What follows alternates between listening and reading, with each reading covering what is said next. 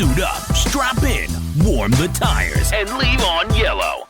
Time for the MitsuTimes podcast, presented by MitsuTimes.org, the home of the fastest Mitsubishi cars. With your host, Josh. Hey, what's going on, guys? It's Josh from MitsuTimes. Today, my guest is Brent Wilkerson, the owner and driver of the red 1G with the sweetest squat photo in existence. I know I share it all the time. How you doing today, Brent? I'm doing all right. How are you? I'm great, man. I'm glad that we get a chance to sit down and do this. For sure. It's my first podcast. Yeah, I try my best to have some 1G guys on here, but, it's few and far between, so I'm glad to have you on. Yeah, I appreciate it. Especially someone who's been doing it as long as you have. I mean, I remember back to 2014 shootout. It was I finally got to bring my wife to this one, and there was your red 1G there. Yep, that would have been the first year I had the auto in it, and we were trying to figure out how to get the thing to stall up. And yeah, it was before the second gear staging and all that. We thought we had nitrous working, and we didn't. And yeah, I had your Kigley first round, and he showed me how it's done. That's a tough draw right there. Oh yeah, it was. I got put in the quick 32 because back then, if you had nitrous, you were in Q32. So yeah. I was in there with a little 62 millimeter, I think.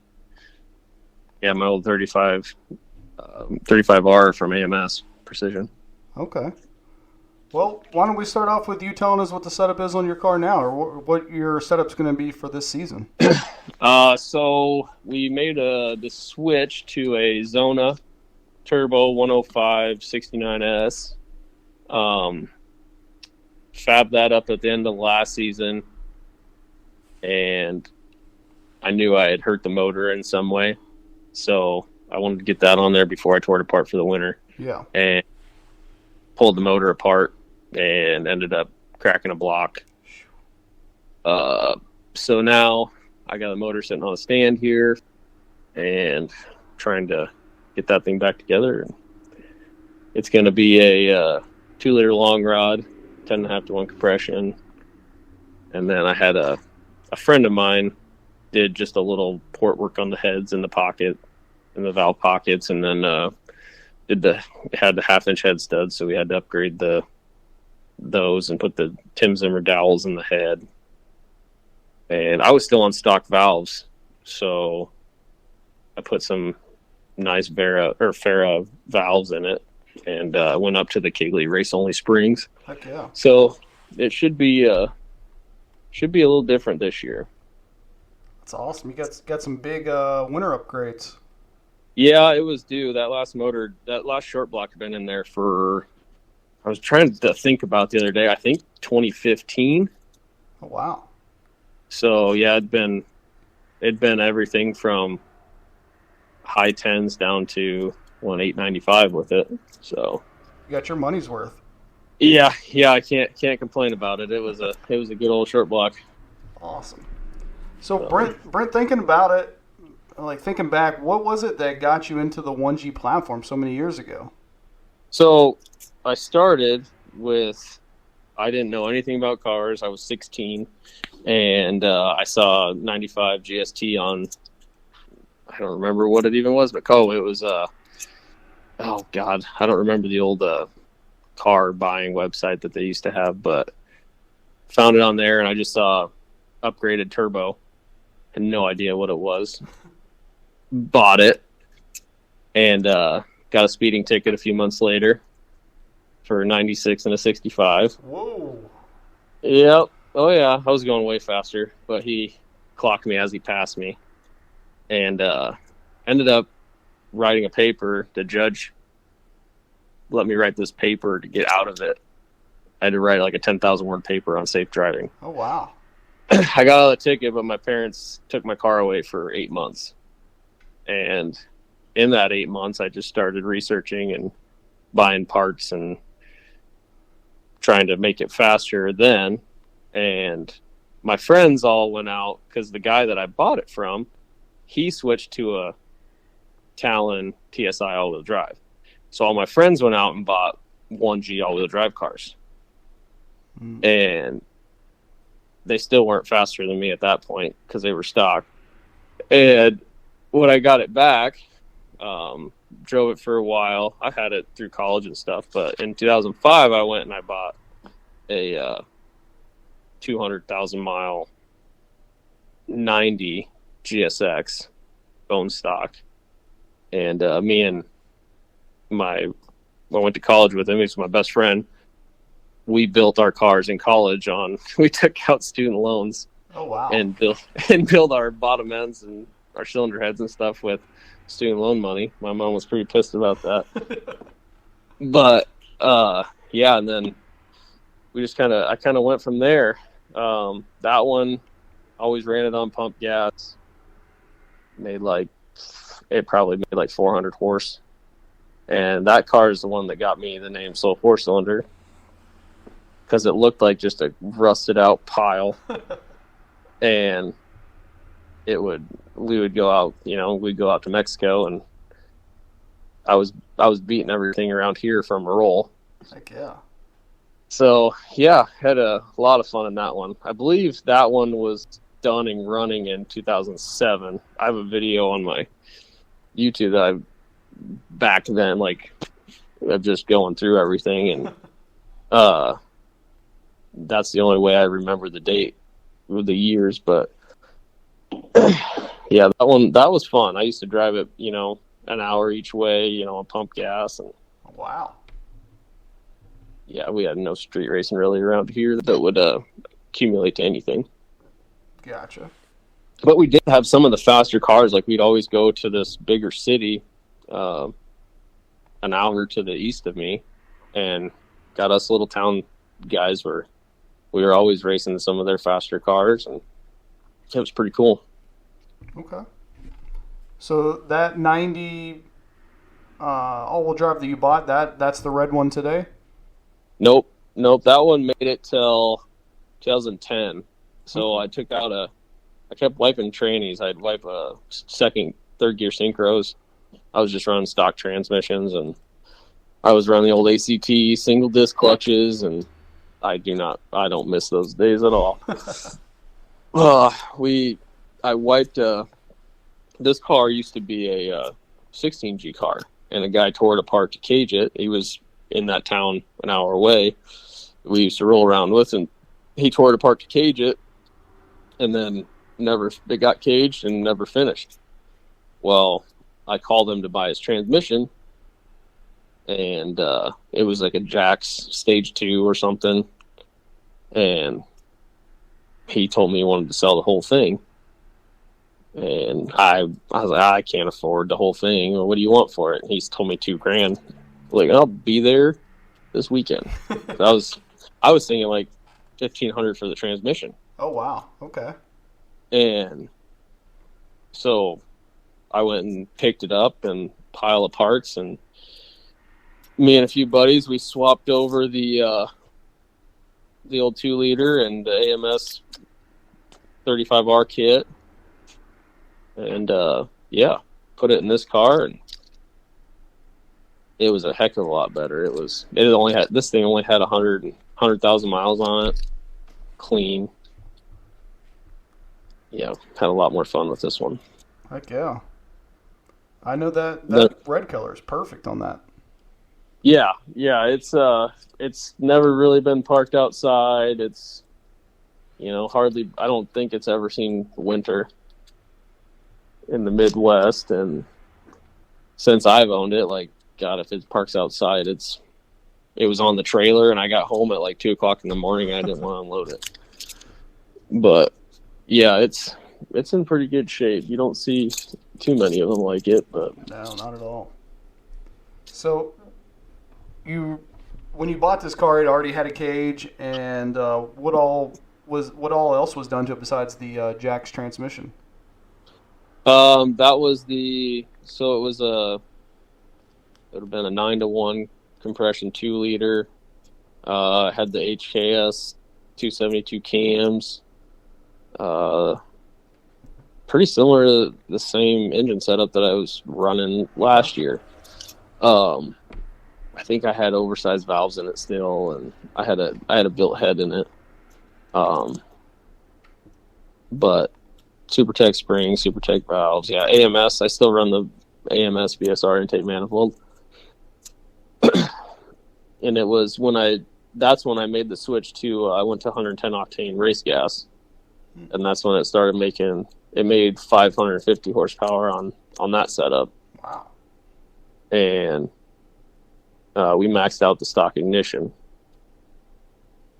And then it came down to trying to get an ignition setup to handle everything.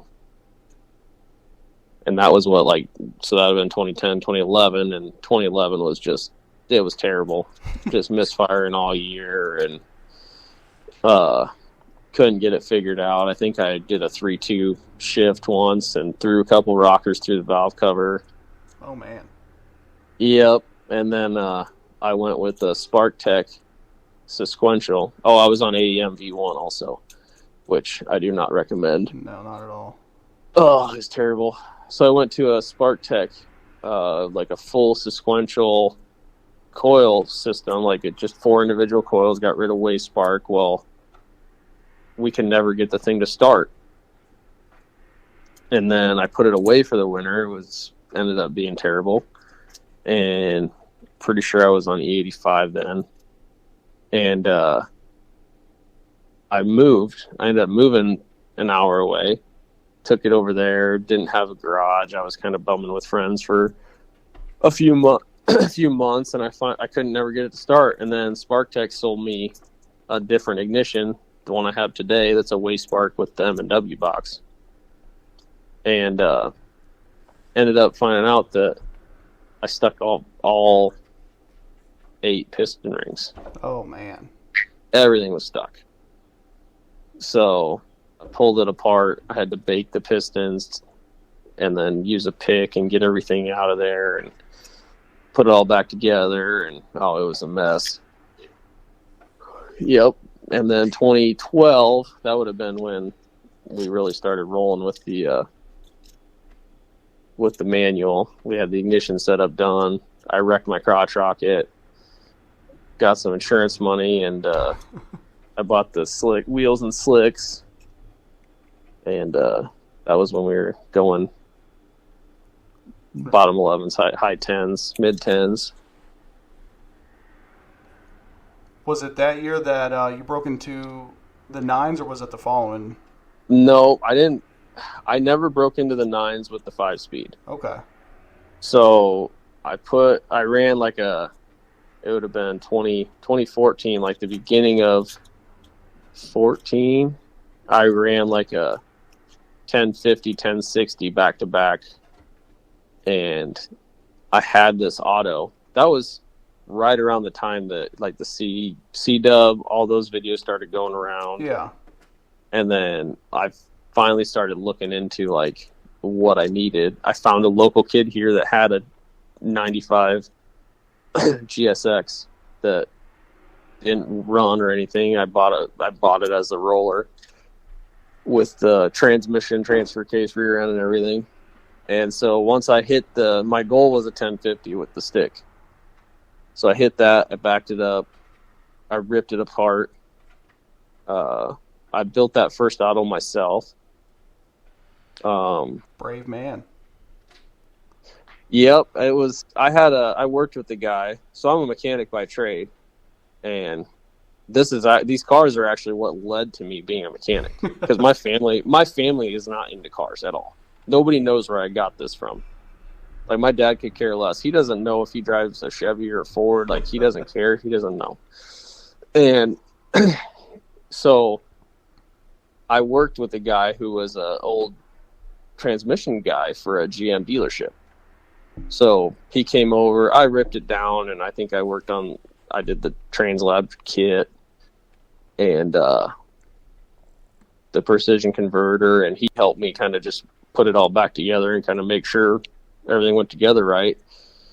And put that one in, and we went racing on that like the very first day. Like, I drove it around the block, and then we loaded up on the trailer, and we went racing. Made my qualifier, and it had an air pocket in the transmission cooler lines, so there was no second gear. Oh man. And so my friend went to get some hydraulic fluid, so I missed my qualifiers. So I was last place. First try, went down. I treed the guy, hole shot at him, 8th miled him. He was in an LS, like an old Nova twin turbo LS deal. It was his first 3 passes on the car too. I ended up going a 10-1 at 134, and he went a 980 at 150, and he got me by he just clipped me at the end. So that was pretty cool. That 10-1 must have felt good too. It did, yeah. And not the whole manual transmission days, you grab second. I can never grab second fast enough. The boost falls off, and it just nothing's there for half a second. And then now with the auto, the first time driving that, and you're wide open throttle shift in second gear, and it just keeps pulling. Oh yeah, it felt way better. Yep. And then that day, I think I ended up going 10-0 that day. But yeah, the universe always makes you crack off a couple 10-0s first before you crack that first 9. Yep. And my friends, they had a 03 Cobras, and he was going 10-0s. We were kind of trying to battle see who could get in the 9s first, and he skipped 9s.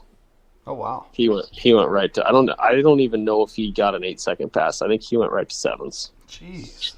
Oh yeah, he that was a couple years after that's when all the street outlaw stuff started, and the 8th mile no prep stuff started, and everybody just, that whole small tire, the rear-wheel drive guys, they figured out to throw turbos on their V8s, and they could go way faster. Yeah. And yeah, I'm pretty sure we were talking about the other day, because I think he said he had one 8-second pass, or he didn't want to run out the quarter until he was going to do a 7-second pass. Yeah, it was. Yeah, they leaps and bounds past me now. So what was the setup on it with the 9s? Obviously, you had the auto. That was it. It was the same thing. Oh, okay, wow. The AMS Precision. Just I've always been. I used to tear this thing down every winter and kind of make some changes, look it over, and then I just kind of started, instead of chasing power, I just started just making it consistent. Yeah. And racing myself pretty much, kind of just consistently improve and just optimizing everything. Yep, just keep going for that PV. Yep. So the 9s came with that. I mean, I bought that AMS turbo in 2005 or 6. Me and my buddy, they had to wait on, it was a special O2 housing bend that apparently they had to get from Canada, because it was a kit that AMS used to offer. Well, they didn't have these bends, and then when it came in, I was a 18, 19-year-old kid, and me and one of my good friends from high school and one of our other friends, I called him up. I said, hey, you want to go to Chicago? And we hopped in my GST and we road tripped to Chicago, grabbed my turbo kit, and came back. Oh, wow. Yep, so it was still on that one, that turbo from 05. I think my first 9-second pass would have been in 14, 15 then. Might have been 15. Okay. So what changes were made from there to the 8s? I went to the Garrett GTX 3584 RS turbo. I spent a week testing my cams. So I had some GSCS 2s on it, and I put some S3s. I was battling, I didn't know at the time, back pressure issues. So I always had too small of a turbine housing on it, and I freed up some flow there. I picked up 3 miles an hour in the 8, 3 or 4, just by tuning in my intake cam. Oh, wow. 4 degrees. So, I didn't make any too crazy of changes for power-wise. I'm still on E85. I did the exhaust out. I always had a 3-inch exhaust, and I had this year, or the last year, I swapped it. So I actually, Warren DeSouza saw I had a turbo guard on, and he texted me and he said, "Hey, take that thing off. It'll go faster." I'm like, okay. And he sent me I don't remember the guy's name now. He sent me the link to, is it PMAS? They make these 3D printed velocity stacks. It was like $50. And he's like, put one of these on there and it'll help even more. I'm like, okay. And at that point I was looking into like 3.5-inch exhaust. And my hood's been messed up since the day I got it. So, I hate going out the hood. I wanted to go out the fender, but I was like, you know what? We're going to go 3.5-inch off the turbo. We're doing 4-inch out the hood. We're just going to call it a day. And it picked up. It went, because I mainly run 8th mile. So it picked up in the 8th mile. It ended up going like a 590 at 115 miles an hour at like 30, 35, 36 pounds of boost. Like, it never went a 5-second 8th mile at that low of boost level. So, yeah, we started cranking it up from there, and it went down 580s, 570s, and the 8s battled me. They battled me all year this last year. I went to because we got 3 8th mile tracks close. Yeah. And then we got 3 quarter-mile tracks close. We have quite a few tracks around here. And the 8th mile tracks where all the racing's at. So, I mean, I would go down there because all my buddies now, they run the no prep thing, and I just go down there. I get my shit pushed in first round, and I just sit there and hang out, It's all about the fun. Yep. So, we just kind of go and try and take out somebody first round and see if we can get lucky. Catch up. So, yep, it's never happened. Never gotten it. The only time I got past first round was I went over to Rockford, Illinois for a race in Mexico, cash days. Okay. And do you know Colin Shanahan? I think so. So I got a message from him. Never talked to the guy before. I got a message from him. We were friends on Facebook. Never talked to him, but I got a message from him. He's like, "Hey, there's cash days up here, and do you want in?" I'm like, "Sure." So on a whim, we loaded up and headed over. They never let all-wheel drive in before. So then they let us in, and there was a few more all-wheel drive cars there. There's an Evo, Trailblazer and stuff, and we went over there. First year I had the Fuel Tech, and it was making like it was on the old HTA 86 turbo. And went out, and we ended up getting second place. Oh wow! I lost by like a car and a half to a big 88 millimeter Coyote Mustang. That's pretty cool. Yep, that was the only time I've made it past first round, and I almost won the thing. So need to go hang out at that track more. That was I think we're gonna try and go back over there this year. Okay. See if we can. We got invited to another one this summer if they have it. They message me pretty much every time they have something going on. I've had kids since then, and it just makes it harder to get that far away. Plus the risk of, what happens in Mexico. Right. This episode of the MitsuTimes podcast is brought to you by H Tuning. They offer in-person and remote tuning services for all Mitsubishi models, from stock ECUs to standalone computers. With agents across Canada, Puerto Rico, and the U.S., there isn't a car they can't reach. You can find them on Facebook or Instagram at HTuning or on WhatsApp 787-969-0046. So, Brent, you think looking back on it, if you could build this car all over again, you would do it exactly the same way? I would definitely skip to the auto sooner. That makes sense. But yes, I would like to keep. So I got a smaller radiator in it right now, which is the only thing that's really holding me back. I want to do like we got a sick week, or we got like a three-day weekend race deal up here.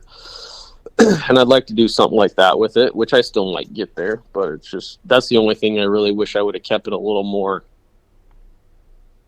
street friendly, yeah. I guess. And that's really the only thing right now that's keeping me from driving it too far, between that and tires.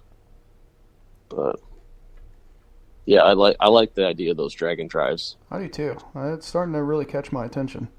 Yeah, and I don't know that I would be the one out there like trying to swap an engine or change a valve spring on one of these cars on the side of the road. Right. I mean, a small block Chevy, you got to change a valve spring on the side of the road. It is what it is. You know, throw a valve spring on it. But these, they're not. I don't know what. I mean, if you broke an axle or something, I mean, I'm all for trying to fix something. But that's the part for me that I just want to have fun and drive my car. I don't really want to stress out and have to scramble or overnight parts and pay extra and all that kind of stuff. I want what Tony just had with the week of just racing and no issues. That'd be ideal. Drive it, drive it there, drive it back, drive it on the trailer. I mean, that's yeah. Yep. I mean, even to me, just going to the racetrack, just letting it rip, 5-6 times and then still being able to drive it on the trailer, that's a success. Absolutely. Let alone to spend a week driving it around from racetrack to racetrack and making 8-second rips and driving it home. But I think that shows his high level of craftsmanship. Oh, yeah, for sure. Yeah, between him and Aaron. Yeah. Yep. So, Brent, like you talked about, breaking all this stuff and spending who knows how much money, you think, what is it about this car that motivates you to keep going with it, to keep putting money into it? My parents never let me quit anything when I was growing up. It was something not allowed to do. So I almost quit 2 years ago. I broke an axle and it ruined my diff. And it was either, spend a bunch of money on a 3000 GT diff with axles, or I was going to, move on to something else. But between like the never quit side of me and like the fact of how rare these cars are getting. Yeah. And how much like I go to the track and people around here like, man, we never see these things here anymore. Right. Or like even the younger kids, like they've never seen one ever. Yeah. Like, what is this? Yeah, they have no idea. Yeah. All they see anymore, I feel like, are the Fox bodies and new Mustangs and Corvettes and stuff. I mean, because we have a lot of the small tire 8th mile racing around here, but I mean, we don't have much for import racing. Right. Even I love import face-off events, and I hope that guy does them forever. Shout out to Cliff. So do I. But in the last couple of ones I've gone to, I mean, they're full of EcoBoost Mustangs, 5.0 Mustangs. I mean, more power to them. Whatever keeps the events alive, but yeah. You got to keep the events alive. You got to have cars coming in. You can't just rule people out. Right. You need a car count, but like we had a import face-off here that was supposed to be over in Council Bluffs, Iowa, right on the border of Nebraska. Okay. Well, it's an 8th mile track, and it got rained out, and even then, I didn't even realize it. There was no competitive racing because it's 8th mile. So, I mean, I wish they would still do some sort of competitive side of it at the 8th mile tracks. But, I mean, what are you going to do? Yeah. So, Brent, with all your off-season upgrades, do you have any goals for this season? I like to keep it pretty realistic. I'd be fine with, just getting deeper in the eights. Yeah. 850s would be awesome. I'd like to go 550s in the eighth. And, if we can make 900 on the dyno, that would be the main one. Will be consistency and just keeping it running. That's my focus through the season, is just keeping it racing, because I hate working on it during the season. Right. That's what, after the off season, I always think, like, man, my goal is just to get back to where I was. Yep. Well, and all these guys racing down south and stuff, I don't know when they do their upgrades, like, because the season never quits. So right. When do you do it? Like, I got a few months off where I can park the car and I'm not missing anything. So I like having the off season, but I would like to go down to Florida or somewhere and, do some winter racing for some year. That'd be kind of neat. They got an import race early June that I'm going to try and hit out west. It's in Kearney, Nebraska. Okay. 8th mile race. So, yeah, it should be. It's their first one.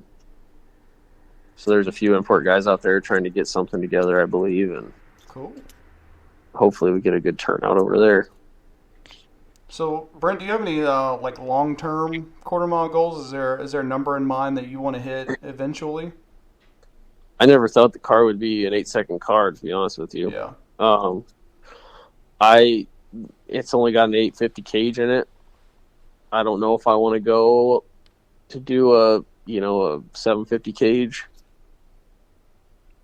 I'll probably honestly throw my kids in it at some point. Yeah. But I want to just do more. I'd like to just work on more like reliability, and if I could have like a high 8-second car that I could take and drive on one of those drag weekends or something. That's my main goal. I don't know if I'll shoot for 7s, but I never thought I'd be 8s, so I won't ever rule that out, I guess. Yeah, for sure.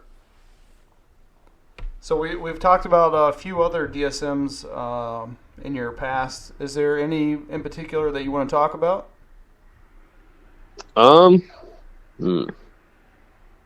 Let's see. I'm not really. This has probably been my coolest one. My 90 was the sketchiest one I've ever owned.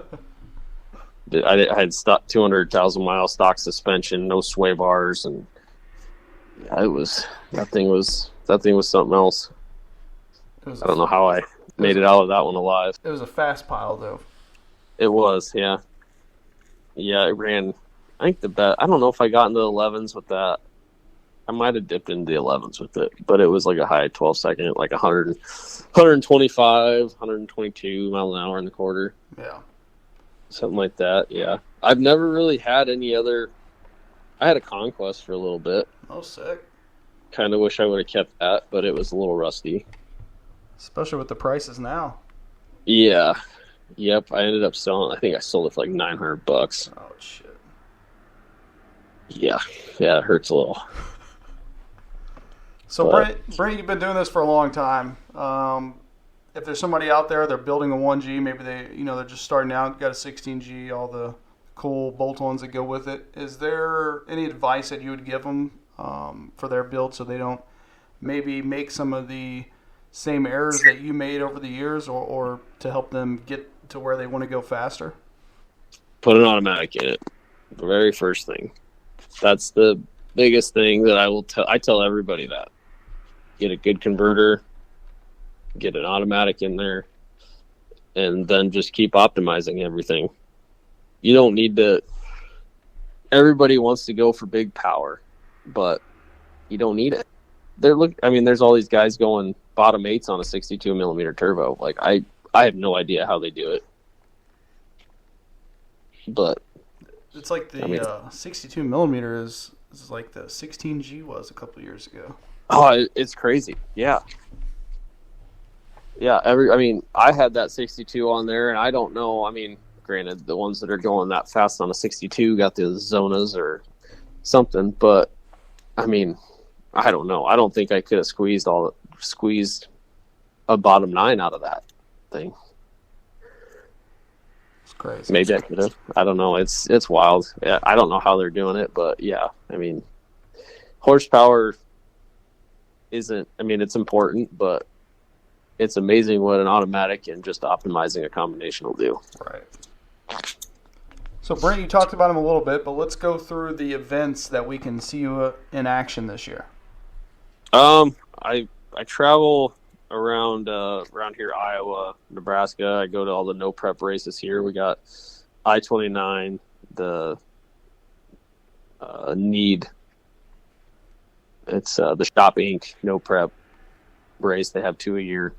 I always try and make it to those.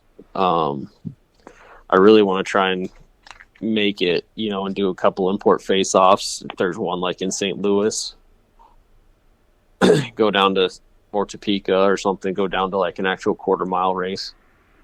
And then hopefully, if the stars line, I'll be back out at the shootout trying to fix my curse of the shootout. It's like I've never had a good outing out there. It seems like it's everybody though, except Aaron. Yeah. I just actually saw a couple events. I want to try. I don't know if I'm going to try and do the One Guy's Garage drag weekend. It goes Iowa and Minnesota, Yeah. But we'll see if the cooling system will allow it or not. Okay. I'm going to need to borrow some wheels and tires for that though, so I can not drive my slicks all around the state. Yeah, that won't be fun. Nope. So, Brent, like I said, you've been doing this for a long time. 1G list is probably one of the hardest to get up into, not even I would say the top 10, but the top 25. You're sitting at number 34 with a high 9 or high 8, excuse me, if that tells you anything. So, yep. What, within the top 35, there's probably only about 5 people that are still racing, looks like. What do you see? Do you see any movements in the top 10 of the 1G list from all the people you see out there? I think we'll get 2 more 7-second cars in there. Okay. Because then it'll be, I think if I looked at it right, it should be a all 7-second 1G top 10, right? Correct. Yeah. So, I think somebody will get it. I'm not sure who. I think TPG 1G with Nate driving, that'll probably be up there soon. Yep, I can see that. Yeah, Darren Thomas is coming back out this year. Yeah, Darren. I can see Darren going 7s easily. Yeah, I think we'll get another 2 7-second 1Gs. I'm just hoping to go up a couple spots. I can't even believe I'm number 34 all time. Like, it's crazy to me. I mean, to look, I don't have to tell you. This is more for the people listening. But to look at the 1 through 33 above you, I mean, that's like looking at the Hall of Fame of DSMs, in my opinion. So yeah, it's crazy. You're in a great place to be. Yep,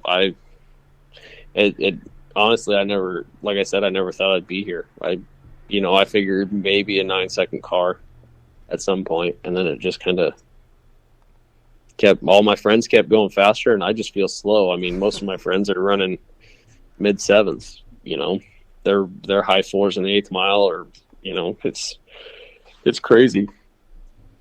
So I hang out with, I'm the only import guy really that in my friend group. So I'm hanging out with all these people that are, so much faster than me. So like when I take my car out, they love it. But to me, it's like, it is what it is. Like just a little 800 or an 8-second car. Like it's high 8-second car at that. But you probably got a lot less money into it than those guys though. Oh yeah. Yeah. I can't even think of some of the race programs, how much money. So but that's what they do. Two of my good friends, they go, him and his wife and daughter, they load up, they go racing.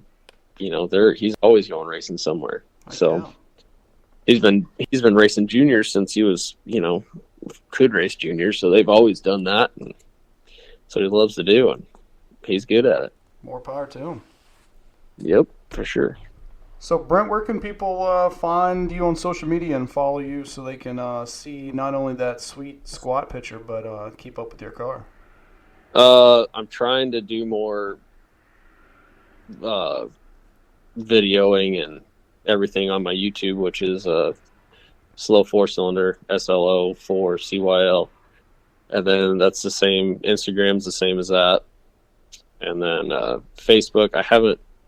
I've got a Wilkerson Racing page, but it's not live yet. I don't think it might be. I don't know. I mainly focus on Instagram and YouTube for the car. Got to hop on the old TikTok. I haven't got on the TikTok train, but everybody tells me that too. Some sweet I've been doing YouTube Shorts. Oh, there you go. I was gonna say TikTok's like YouTube Lite, but yeah, YouTube Shorts. Yep, I've been doing YouTube Shorts, but you got to have to get to monetize. I'm still well from monetization on my subscriber count, and then you got to have so many viewing hours, and you got to have so many short views, and it's like it seems like that's an unreachable goal too. But isn't it? We're gonna give it a shot. Yep, it's coming. I've never gotten into like I said, I started my YouTube back in 2007, and I really wish I would have gotten more into it. I never really thought about it as monetizing, it was just kind of a way for me to record stuff with the car and then have a look back at where it had been. Yeah. So I never thought about monetizing it that way. And then I wish I would have, but yeah, we just kind of, I'm not fond of hearing my own voice yet and kind of talking in front of the camera and all that. So yeah. I'm trying to get more comfortable with that. We're going to try and do a vlog on the dyno day this year. So keep an eye out for that, because that'll probably be turned into some shorts and hopefully a nice long video. Heck yeah. So Brent, finally, I always give people a chance to give a shout out or a thanks to anybody who's helped them get where they are or help their car get where it is. Is there anybody that you want to give a shout out to? Yeah, I got my good friend Travis. He owns a New Finish Performance here, local to me in Iowa. He helps me out all the time, cleaning injectors and, always getting me parts whenever doesn't give them to me, obviously, but, he's always going above and beyond to find me whatever I need. Well, I got to thank my parents for never letting me quit anything and, making me stick this thing out. Heck yeah. Because of that, and all my good friends that have always helped me with the car and keep me going on it, talking me out of selling it. You got that. And then Joey Keeman up at Excessive Autosports for always having my tune-up dialed in. So, good dude, and he's very easy to work with and does a great job. So, gotta love that about a tuner. Oh yeah, he's one of the best guys out there, I think, tuning around me. So, that's where I'm going to send everybody I can get up there, and he's always around. He offers some trackside help too if he's at the races and stuff. So, it's just super good, dude. My buddy Zach at 308 Racing, he's a FP dealer. He's the one who got me talked into this Zona. And then Kigley's. Who can't give a shout out to the Kigleys? Right. Just a awesome customer service. They've been taking care of me for years. Like I said, I raced them that first year in 2014, and I called there. I think it was a year or two later, and was talking to Erin. And shit, she remembered talking to me in the staging lanes and everything. It's okay, I was just a nobody, and so I could call her now, and yeah, they treat me pretty well, and I think they treat everybody pretty well. Oh, for sure. They're a big help to the community. Yeah. That's an understatement. I mean, for people who are listening that don't know the Kigleys, I mean, awesome people. Man, they're really keeping us propped up. I mean, I'll call Erin during the day with a question, and she's like, I'll just give Kevin your number, and he'll call you on his way home from work. And he calls me and talks to me on his way home from work about, what's going on. Yeah. It's just, it's above and beyond. They came to World Cup, even though they didn't have a car there, just to support the DSM guys. Yep. That does not surprise me at all. Yeah, that's awesome. Yep.